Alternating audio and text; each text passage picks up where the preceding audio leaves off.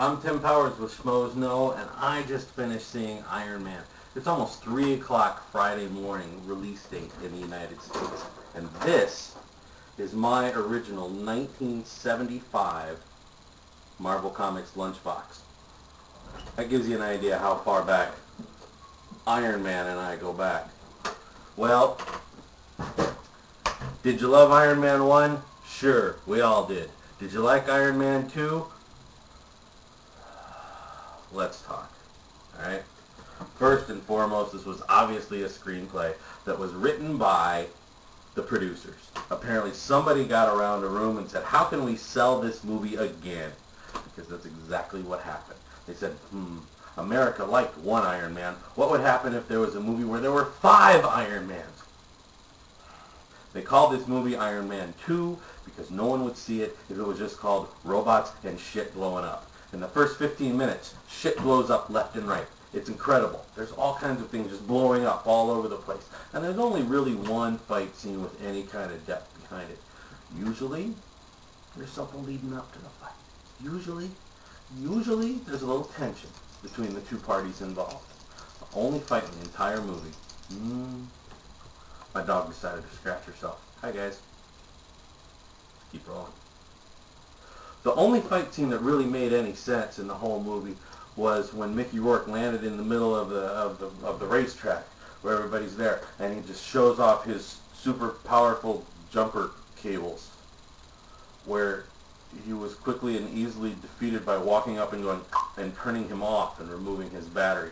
That's all there was. If you could get through the gauntlet of the electric jumper cable whips and you could go, that's it. He was done. He was done. That's how easy it was to defeat this villain, but yet, he persisted all the way. There's fight scene. In the middle of the movie, Tony Stark gets drunk. And in order to take him down, his best friend dons another armor and takes him out. And in the middle of the fight scene, they're throwing things at each other. They're throwing hubcaps at each other. They're throwing tables at each other. And lo and behold, sure enough, Rhodey literally throws the kitchen sink at him.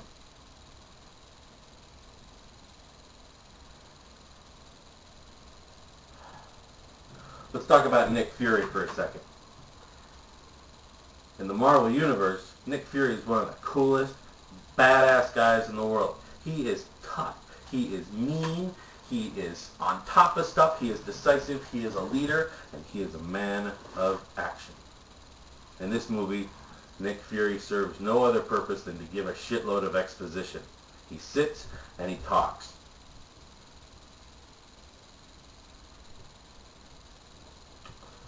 Let's talk about Scarlett Johansson. Let's talk about her in the Black Widow costume. Let's talk about her as Natasha Romanoff. Let's talk about her kicking ass. And let's talk about her inevitable spin-off movie. It's going to be great. She's the best thing in the entire movie. Watching her kick people's ass, I hate to say it, I got a little wood.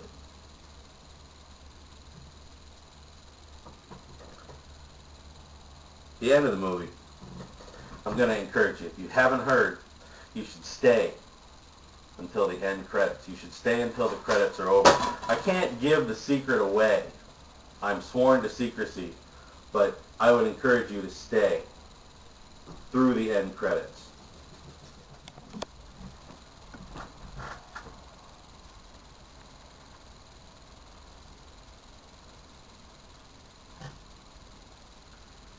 Okay, overall, this is definitely a movie to see on the big screen. This is definitely the movie to see in the theater.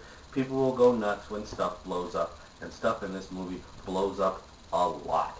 You see an entire parking lot explode. You see cars explode. You see buildings explode. You see people explode. You see rains and rains and rains of showering glass. This is an action movie. Don't be confused.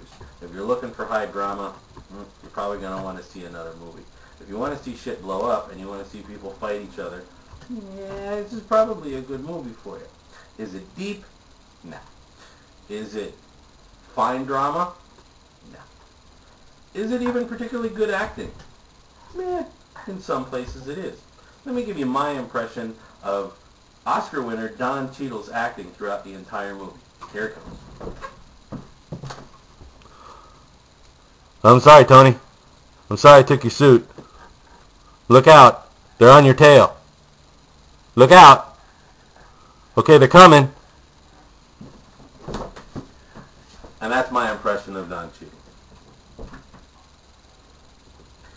Were there some good moments? There were absolutely some good moments. There were little nods to the fanboys all the way through.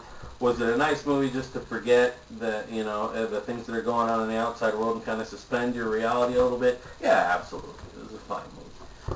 Was it as good as Iron Man 1? Very few things in the world are.